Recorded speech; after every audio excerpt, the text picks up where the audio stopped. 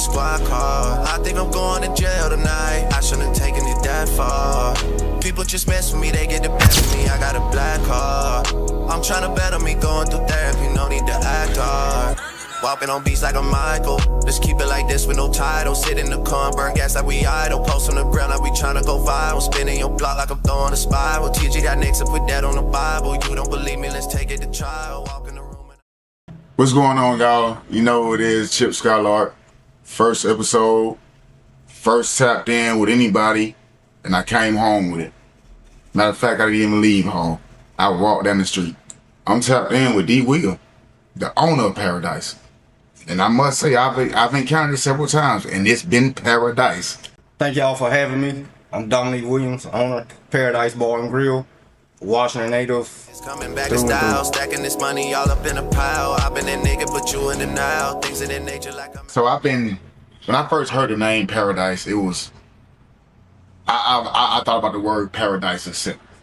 And then once I seen how you spelt it, that really intrigued me. Like, yeah, like I said, I've been knowing you since we was kids, and you've always been smart to me. So when you made it Paradise and Paradise, I gotta ask you, what made you come up with the name Paradise? So I was trying to come up with something unique. Okay. And with the help of my brother-in-law, J-Bo, shout out to A1 Car. Shout out J-Bo. Mario Bowman. So I came up with a name. I know I wanted to be Paradise, and I was like, let me spell it like a paradise, And so I came up with the name, but with the logo, he did my whole logo on the weekend, the color, the sign, everything. He did it himself. Shout out J-Bo. For sure. Oh, yeah. So me knowing how Washington works when anyone trying to, survive or make things happen, I gotta know, when you thought about this idea, who was your biggest supporter? Who said, hey, I got your back 100%. I got your back. We're going to do this together. Who you can say was your biggest supporter when it came to starting Paradise? So my biggest supporter, so obviously family, got a lot of close friends. Okay. Spoke, DJ Derek Jenkins, brother-in-law Mario Bowman, J-Bo, Rick, all family and friends that helped me get to where Paradise is now, basically. Right. But as far as the plan, this has been a plan I had for over 10, 12 years. Like, it wasn't Paradise when I had the plan. Right. It was just a plan. Okay. Never had a name, none of that, just I knew I had the plan. And you're right, those people you did name, I do know how pivotal they are in their community.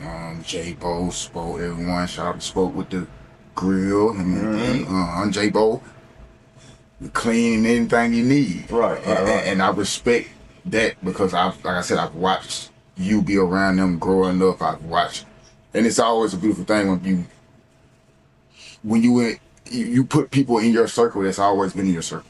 Right. So when I go forward to make money, and I'm trying to make a dream come true, you have my best interest, and that's always what I've seen from them. Right. Like I said, you've been friends with them forever. But I do want to ask you this: was there ever any time you said, maybe this might not work? So that's a good question. So definitely many days to where I thought, like, man, I'm up here and I'm thinking I don't know what I'm doing. But the thing that helped me out was, sometimes I used to leave the door open. Random people come in and they just shocked, mind blown, like the transformation. Dang, this building look like this, like you doing your thing. So it took me from April all the way to August. So imagine you're doing all the work yourself. So imagine trying to maintain, just a good mindset. Wow. Everybody asking you, like, when you gonna own? When you gonna own? When you gonna own? Yeah. So that put a lot of pressure on you to where I caught myself rushing, a few times, but I had to, take a step back and, realize that, slow is smooth and smooth is fast. You're exactly right.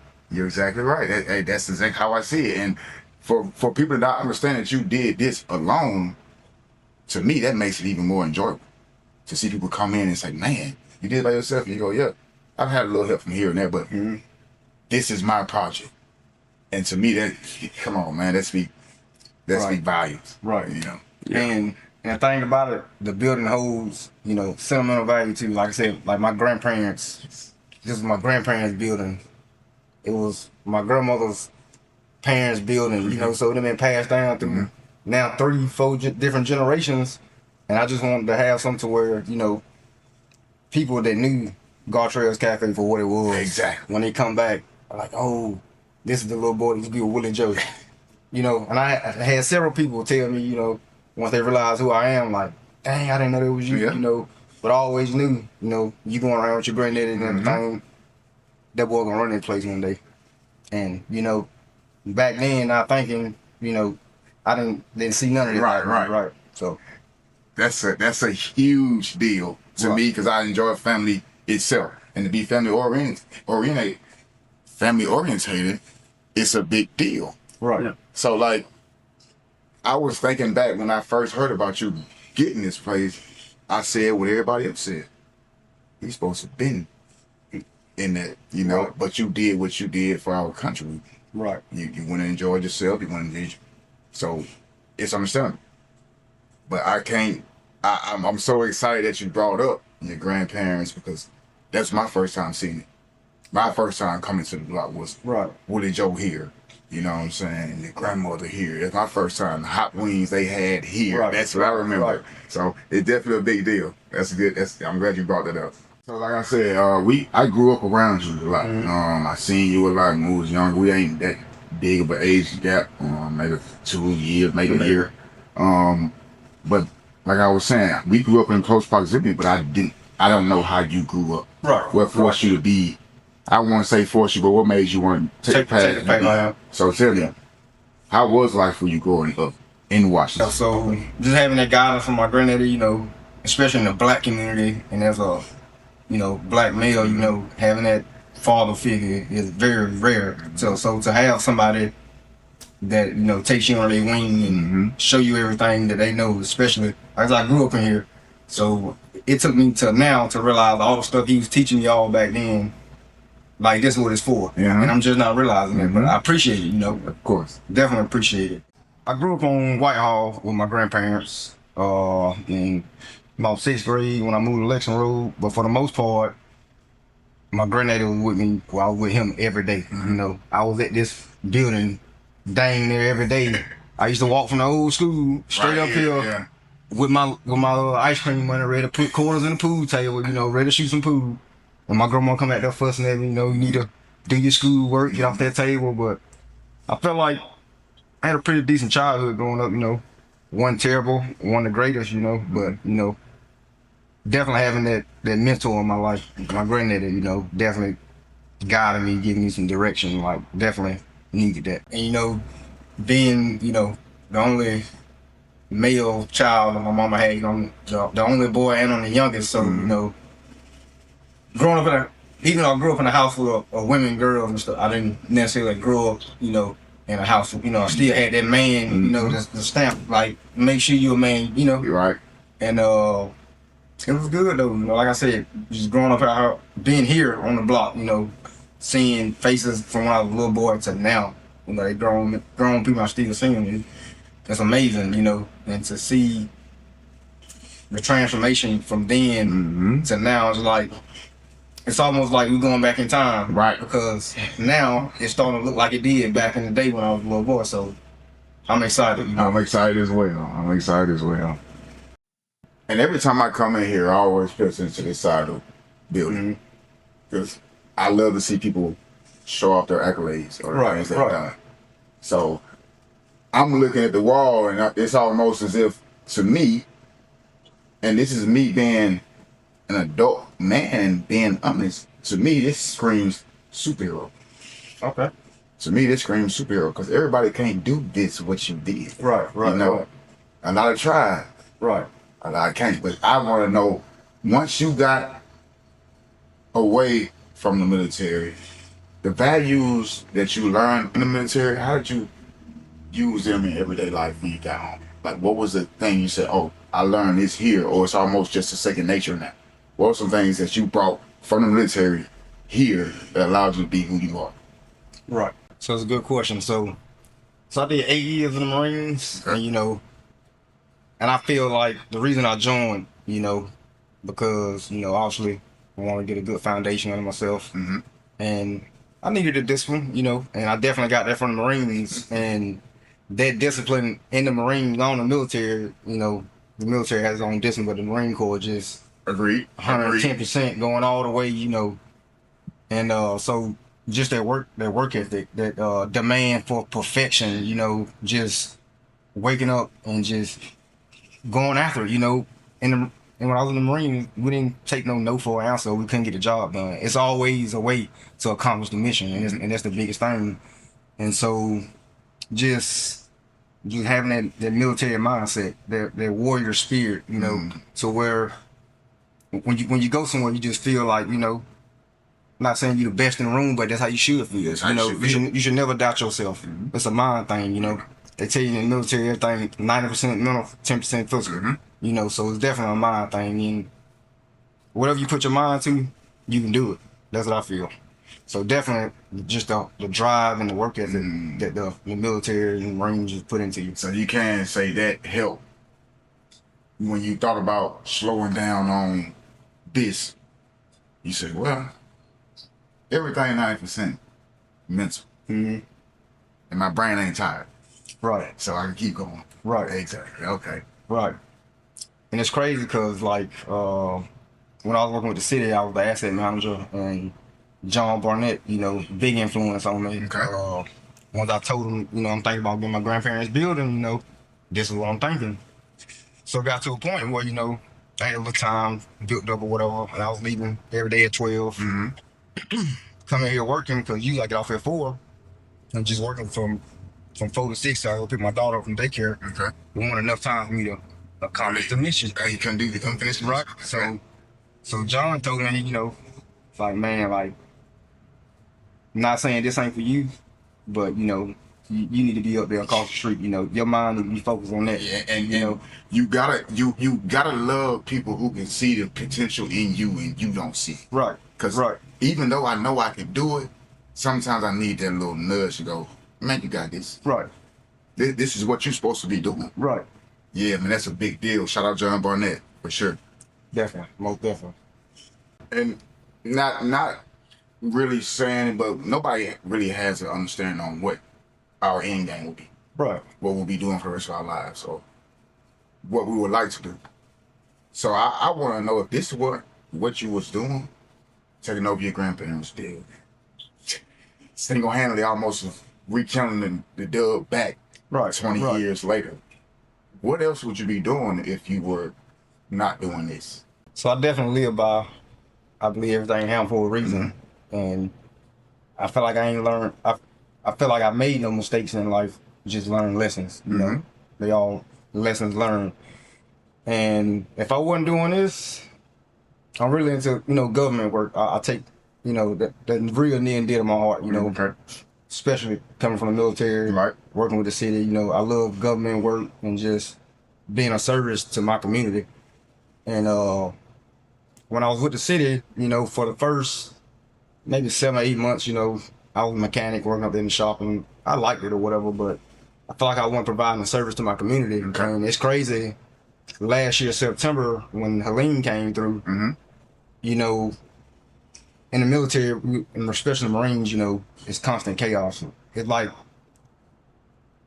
it was too slow of a pace for me. So once the hurricane come, and everybody out there, you know, we cutting up trees, loading trees, using heavy equipment, machinery, just out there in the suck, it made me feel like I was providing service to my community again, you know. And from there, it's just been good. Definitely been good. Okay. So let me ask you this. Let me piggyback off that when you said service. If you had a chance, or let's just say, do you prefer doing the background work for the community, so what you don't know I'm doing this, or would you consider stepping into politics? So what would you run for any seat in your town? Any? Right. So that's a question that I done got asked several times. You know, several times in the last 2-3 weeks. See, and I've been trying to, you know, put it off and trying to get my business running to where I can get it on autopilot, because, like I said, I love government work. It's near dear to my heart. And once I step into that role, I want to be able to fully fulfill that role, and you know, to just go hard for the community. Go hard for the community all the time. It ain't about race, color, religion, creed. I don't care what you is. You know, it's all about you a good person or you a bad person. No color attached. No color attached. So definitely, I like politics.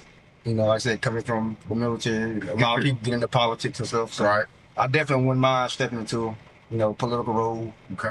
in the future. I ain't got no specific date or timeline on Okay. it, but definitely interested in this. That's something that I got on the back burner. All right, y'all hear that? Y'all hear that, Washington, Georgia? Y'all heard it from the man himself. In due time, we gonna be able to vote, cast a ballot for him, and I got high hopes for you. Right. Like I said, I love seeing, because it ain't a lot of, like I said, ain't a lot of black males that's in the politics. Right. And being in Washington with Right. so many people that can't vote, Right. it's not a thing that they think about. So me hearing you say, yeah, eventually I might want to run in politics, I have that same dream. I Right. love my community as well. But I don't, like you said, I don't see color or creed. I don't see that. That's not, you're a good person Or or you're a bad person. There ain't no in between. Right. So I definitely understand that for sure. Could you ask for forgiveness after the way that you hurt me?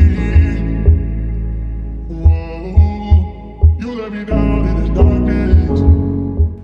All right, so I spoke on a little bit earlier, but I want to know, was there ever any time you said, you know what, I'm gonna go back home and change my city back? You ever said that before thinking about getting a building? You ever said, I'm gonna go home and do something pivotal for my community, not counting paradise stuff?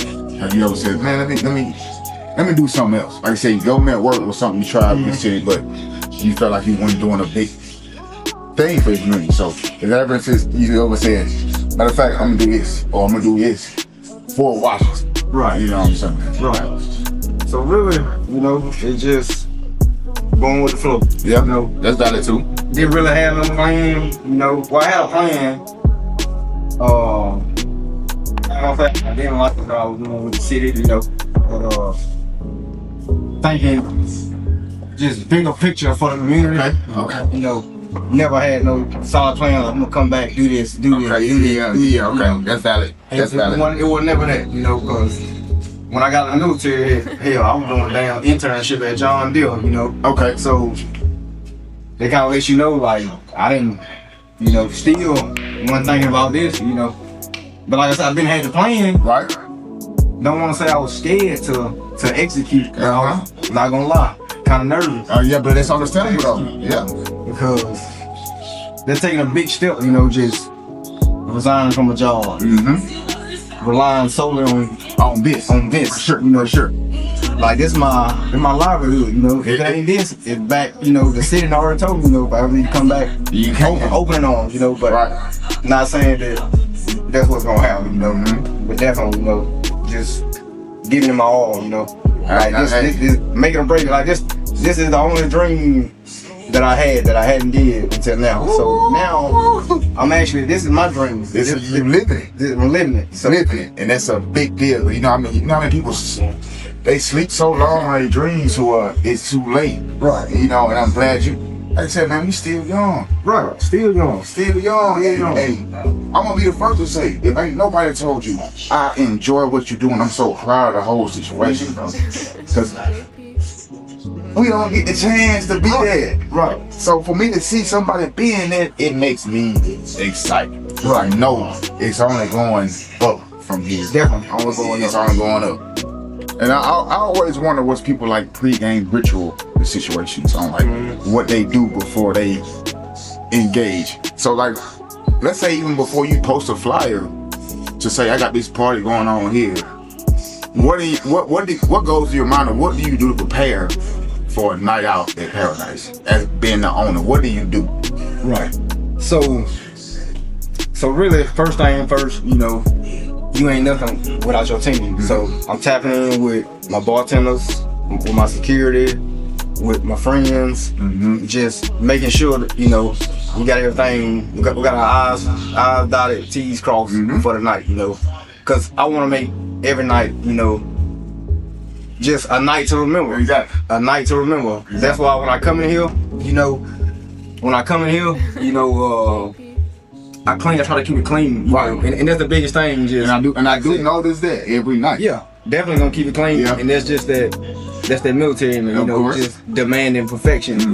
Just want to give the patrons safe, clean, fun environment. You know, tell me how many days you came here and it wasn't clean. It hasn't been Or like I said last night, every time I came in here, it's been squeaky clean. Wait, I just thought about something. I was here for homecoming. And that's our first homecoming. Shout out to Somalia for getting that together too. First homecoming, mass homecoming. Right. Amazing. Right. But I came here to Paradise. Right. I could barely move. And I was okay with that because it's been so long since I've seen this place in that manner. But I want to know, when you seen the end game, when you seen how many people showed up, what did you think to yourself? So to be honest, I'm not even gonna lie. Once again, nervous going into it because I'm just like, don't know the outcome. You can open up the doors one day and don't nobody show up. Okay. And that's a possible outcome. But DJ called me and he was like, bro, I'm coming down the road. He said it was called all down about 44. Yes. Cars over at Rudy. Yes. Cars going down Alabama Street. It looked like the old dub. And that's what I said. It made me so excited to the point where I don't even know the people that were behind me, and I paid their way in. Right. That's how excited I was to get in here. And it was a good time just seeing, all the familiar faces I hadn't seen in a long time. I was gone for 8 years. Right. So a lot of folks I ain't seen in years. So to see these same people, and what better day to do it than homecoming? What better day to do it than homecoming? And the biggest thing I take from that is I just saw number love, man. That's all. That's all it was. That's all it was. Number love, And I've seen it from different generations too. People my age are here showing love. Right. 5 years under us, 10 years under, they showing love. Right. That's all that's in here. Right. It love in the building. And then the older crowd was showing love. It love in the building. They was in here. And a lot of them, they came to me. They hadn't been here like, what's the twin name?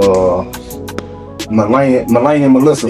Yeah. She's like, look, Willie Joe, it looks so good in here. I didn't know, that you hadn't did all this, and shit, the building look right. I want to ask you this: when somebody come to you and tell you how good it looks or how proud they is of you, how does it make you feel?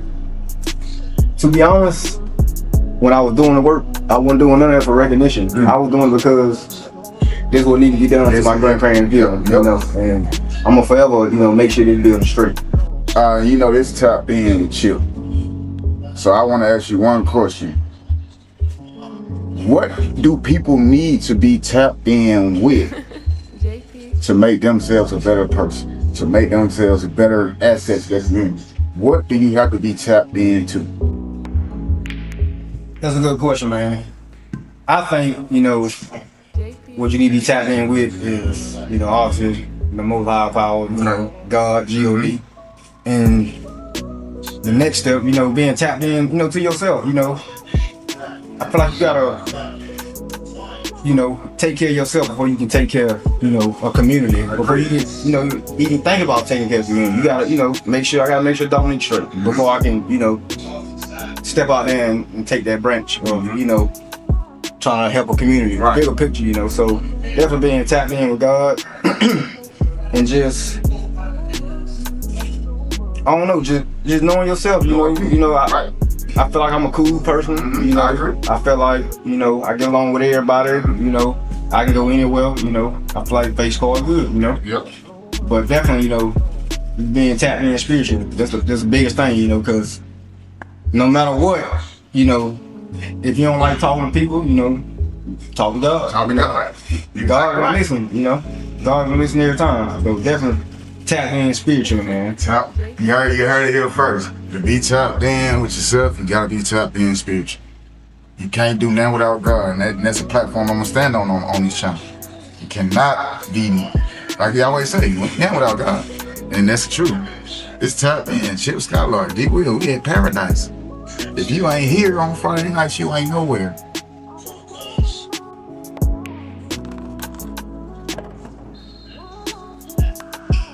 Sir, hey, that's episode 1. Season 1, Episode 1, Tapped In with Chip Skylar. I'm here with my man D Will. On Up Paradise. Like I said earlier, if you ain't here on Friday nights, you ain't nowhere to watch it. Anytime you want to get tapped in with me, you just gotta tap in with me.